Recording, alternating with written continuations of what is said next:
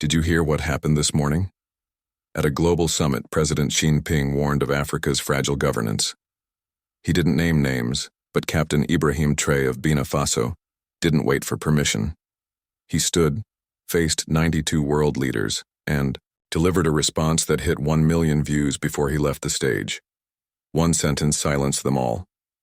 Africa is not chaos. It is history, and this time we are not asking the president of Burkina Faso, barely past 30, dressed in his military uniform, calm and unshaken among a sea of designer suits.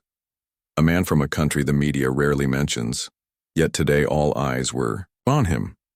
It happened at the Global Leadership Summit in Geneva, a gathering of the most powerful people on Earth. Presidents, prime ministers, billionaires, and tech titans sat shoulder to shoulder beneath chandeliers that cost more than most villages.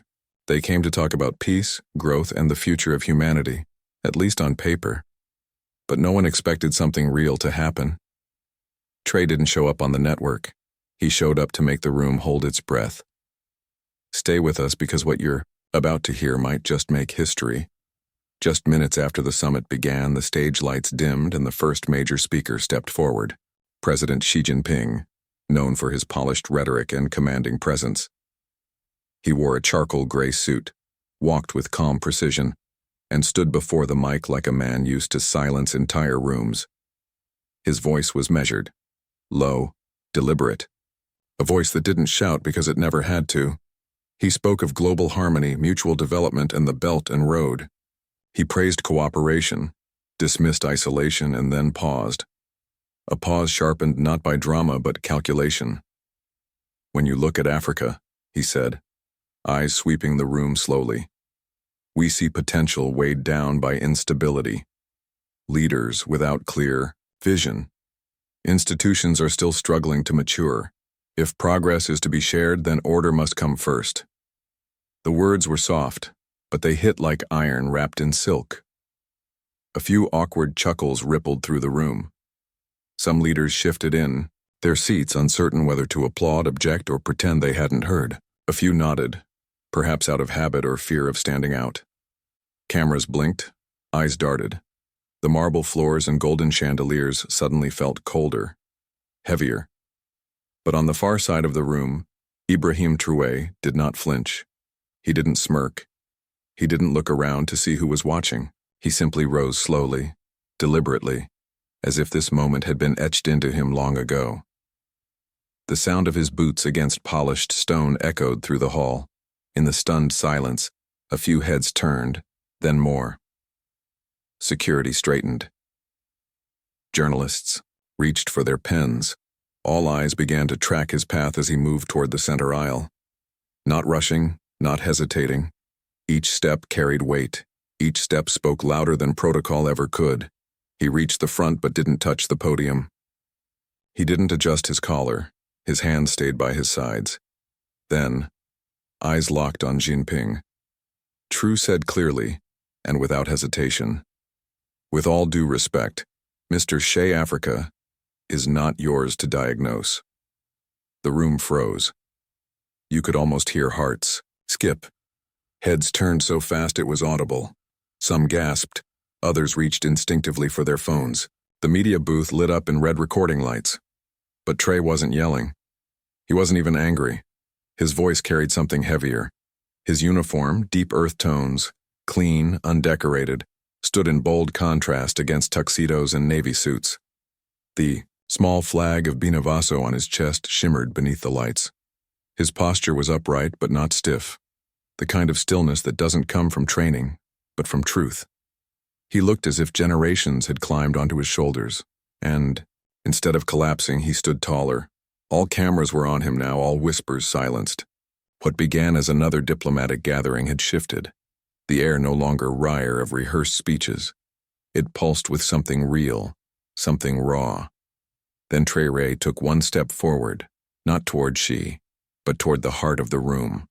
The crowd parted. A stage, unplanned, unfolded around him. He spoke not with rage, not with performance, but with clarity so sharp it made the ornate ceiling feel suddenly too small. Africa is not instability. Africa is not confusion. Africa is history. Africa is resilience. The room didn't move, but it listened. This wasn't silence from awkwardness anymore. This was the kind of silence that comes when truth breaks through polished lies. True had no notes. His words were precise, steady, like he was speaking through the centuries. When your ancestors arrived on our soil, he said they didn't find chaos. They found civilizations, gold, wisdom, kingdoms that traded, healed, taught, and lived in balance. He paused. Then what came after was not a partnership. It was plunder. You drew borders with no regard for language, tribe, or history. You enslaved generations.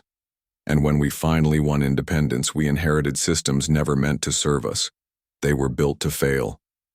A flicker of discomfort crossed some faces. Others leaned forward. The truth was raw.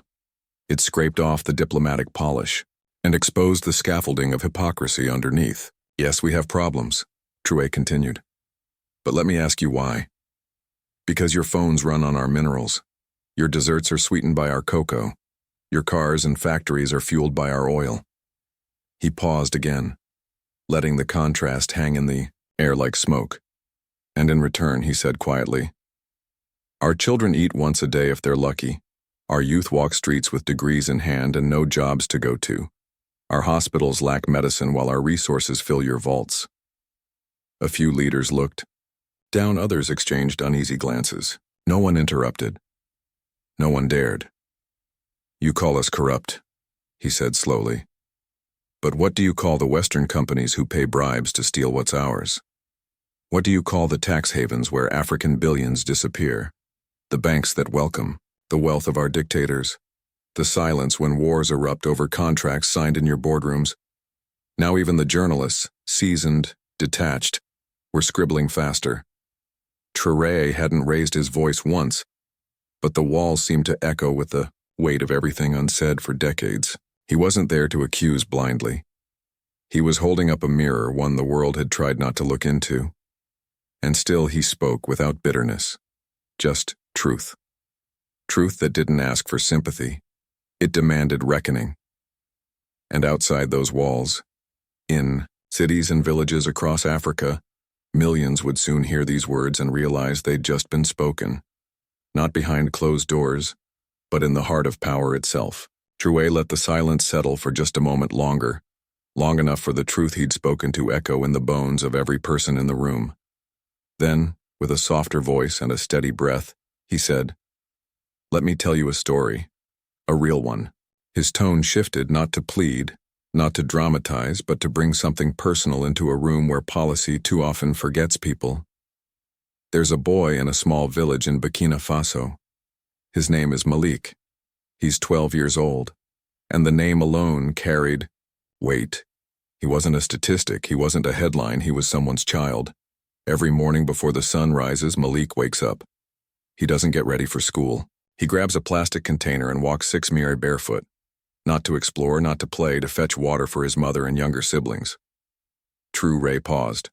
Not for effect, but because you could hear a pin drop. No movement, no shifting chairs, no camera clicks.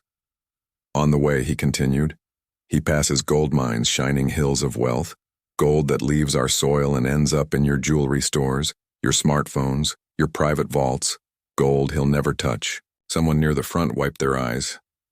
Xinping sat still, expression unreadable. When Malik returns, Traoré said softly, he eats one small meal, sometimes none. Then by candlelight, if there's wax left, he studies. He doesn't dream of Europe. He doesn't dream of escaping. He dreams of becoming an engineer, not to leave Africa, but to rebuild it. To dig wells so no child has to walk 6 miles like he does to build roads and hospitals so his village can live with dignity. There was a long pause. That boy's dream is not a visa. It's not a plane ticket. It's justice. It's dignity. A collective breath passed through the audience. Some looked down. Others looked at him and saw not just a president but a man carrying the weight of every child like Malik. Even the journalists trained to detach from emotion seemed to falter. One woman lowered her pen. Another wiped her glasses, but she wasn't cleaning them. And still Trey stood firm, not breaking, not blinking. His voice barely raised, yet it filled the space more than any speech before. "You ask why we're angry," he said. "But the truth is we're not angry. We're awake. Malik doesn't need pity. He needs power. He needs opportunity. He needs a world that doesn't steal his future before he even has a chance to live it." That final line lingered, not just in the air, but in the chest. It wasn't just about Malik, it was about millions. It was about every child the world forgets until they grow up with nothing left to give. And right there, in a hall meant for handshakes and hollow promises, Traoré handed back a truth no one could unhear. The story of Malik hadn't just touched hearts. It had shaken something deeper, but Trey wasn't done.